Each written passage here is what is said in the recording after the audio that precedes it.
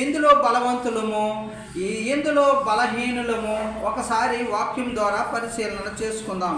అయితే మనం బలవంతులము మనము అని చెప్తూ ఉన్నాడు. క్రీస్తులో ఎదుగుతున్న మనము ఎవరము? బలహీనులము కాదు, అలాగే బలవంతులము, బుద్ధి గలవారము, జ్ఞానవంతులము.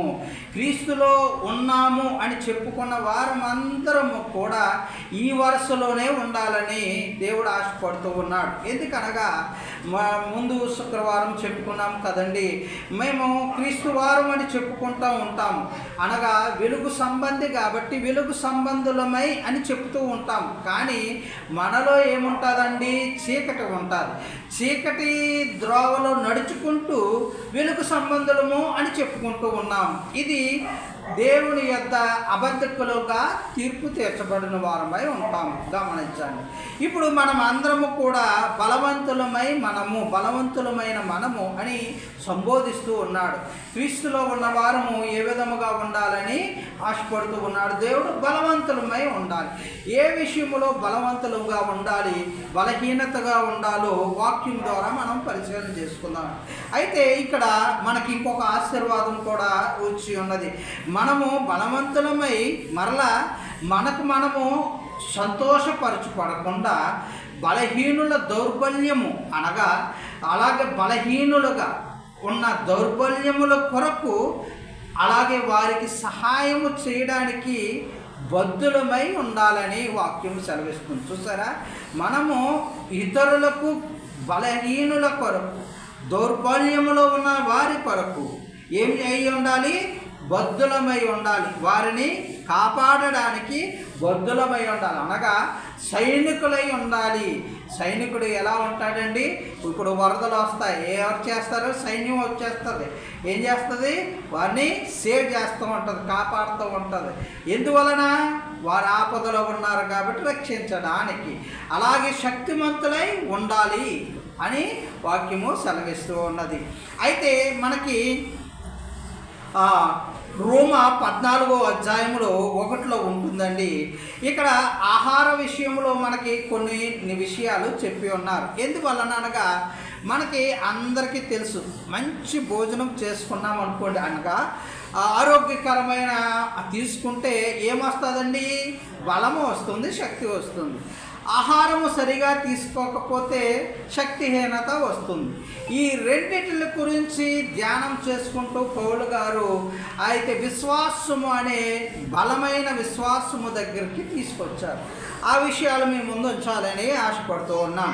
అయితే ఇక్కడ చూడండి, రోమా 14:1 విశ్వాసము విషయమై బలహీనుడైన వానిని చేర్చుకొనుడి. చూసారా, ఇక్కడ మనకి ఆపదలో ఉన్న వారిని రక్షించడము మనం లోకరీత్యా మనము తెలుసుకుంటూ ఉన్నాం. విశ్వాసములో బలహీనముగా ఉన్న వారిని విశ్వాసములో బలమైన వారమైన మనము ఏమై ఉండాలి? చేర్చుకోమంటూ ఉన్నాడు. ఎందుకు చేర్చుకోమంటూ ఉన్నాడు అనగా వారిని ఆదరించమంటూ ఉన్నాడు. ఎందువలన అనగా వారిని కాపాడమని అంటూ ఉన్నాడు. ఎందుకనగా మనము విశ్వాసములో బలమైన వారుగా ఉన్నాము కాబట్టి బలహీనులని, అవిశ్వాసులని ఆదరించమన్నాడు, చేర్చుకోమన్నాడు. ఇక్కడ దేవుడు కూడా ఈ విషయంలో శుక్రవార సమయంలో శిలువ త్యాగము చేయడానికి గల కారణము ఎందువలన అనగా బలవంతులని అలాగే పుణ్యాత్ములని వారిని చేర్చుకోవడానికి కాదు. ఈ రోజున శిలువ త్యాగము చేసి ఉన్నది బలహీనులకి, అవిశ్వాసులకి విశ్వాసము కల్పించడానికే ఈ రోజున శిలువ త్యాగము చేసి ఉన్నారు. అదే విధముగా క్రీస్తు వారమైన మనము ఈ విధముగానే విశ్వాసముగా ముందుకి వెళ్ళాలి, బలముగైన విశ్వాసులుగా ఉండాలని చెప్తూ ఉన్నాడు. ఇప్పుడు చూడండి, అపోస్తులు అనగా శిష్యులు అనే అర్థం వస్తుంది అనమాట. ఈ శిష్యులు వారికి కలిగినవి ఏమై ఉన్నది వారి యొక్క విశ్వాసమును వారిలో దాచుకొని వారికి వారే వరాలు కలిగి వారికి వారే ఉపయోగించుకొని స్వప్రయోజనాల కోసం వాడుకొని అక్కడ వరకు నియమబద్ధులై లేరు. గమనించండి, దేవుని యొక్క కృప చేర్పున ఏం చేశారనగా వారి యొక్క విశ్వాసాన్ని 10 మందికి, అలాగే అవిశ్వాసులైన వారి కొరకు పాటుపడ్డారు. వారి రక్షణ కొరకు వారు పాటుపడ్డారు, వారిని ఆదరించారు. బలహీనమైన వారిని చేర్చుకొని వారి యొక్క సంశయాలన్నిటిని తీర్చుటకు వాదములు కానీ ఏమీ కూడా పెట్టుకొనలేదు. చూసారా? ఇంకను ఏవేమి అయితే ఇక్కడ చూడండి, ఇక్కడ బ్యారేజు వేసుకుందాం. ఒకరికి ఇప్పుడు విశ్వాసము అనగా ఒకరికి మనకి కాయలు ఈ ఫలానా పదార్థము తినాలి అని ఒకరికి నియమం ఉంటుంది, నమ్మకము ఉంటుంది. ఇది నేను తినొచ్చు, ఇది నాకు ఏమీ కాదు, దేవుడు పవిత్రమైన పరిచాడు అని చెప్పేసి, ఫర్ ఎగ్జాంపుల్ ఫలానా మాంసం అని చెప్పేసి ఒకడు తింటాడు. అయితే ఇంకొక వ్యక్తి ఉంటాడు, ఇంకొక వ్యక్తి ఏమంటుంటాడంటే మాంసాహారము పాపము, అయితే మనము శాకాహారము వెజిటేబుల్సే తినాలి అని ఒకడు విశ్వసిస్తాడు. విశ్వసించే ప్రకారం ఒకడు నడుచుకుంటాడు. అయితే ఈ ఇద్దరిలో వీరు ఈ విశ్వాసము కలిగి ఉంటాడు, అతను వేరొకడు మరి ఒకడు ఇంకో విశ్వాసము కలిగి ఉంటాడు.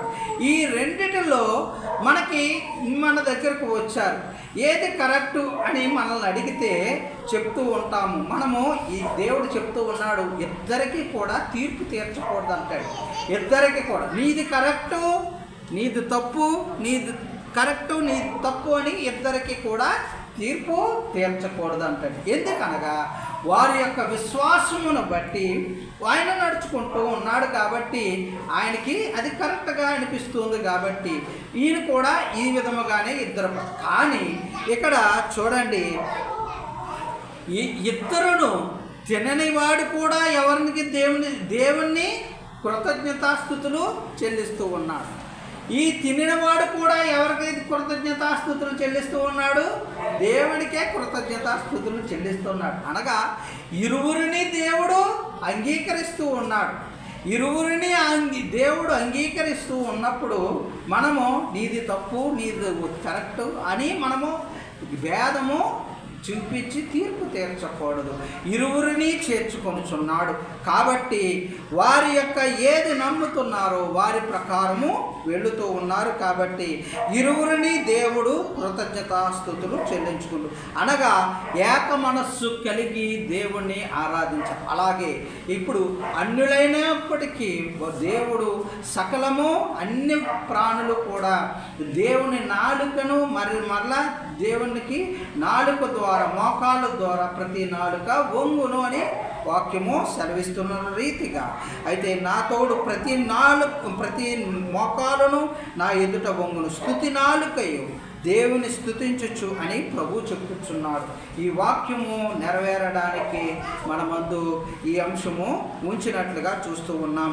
మరి ఇంకొక ఉదాహరణ ఇంకొంచెము అర్థమయ్యేటట్టు చూసుకున్నట్లయితే, ఒక్కొక్కరికి ఒక దినము మంచిది, ఈరోజు ఈ దినము ఇది శుభదినము, శుభ గడియ అని ఒక్కొక్కరు ఒక్కొక్క నిర్ణయము ఎంచుకుంటారు. అది వారి నమ్మకము. మరి ఒకడు ఏమనుకుంటాడంటే ప్రతి దినము సమానమే అని ఎంచుకొనుచున్నాడు. ఇరువురు కూడా అలాగే కాలం లక్ష్య పెట్టుతూ ఉన్నారు.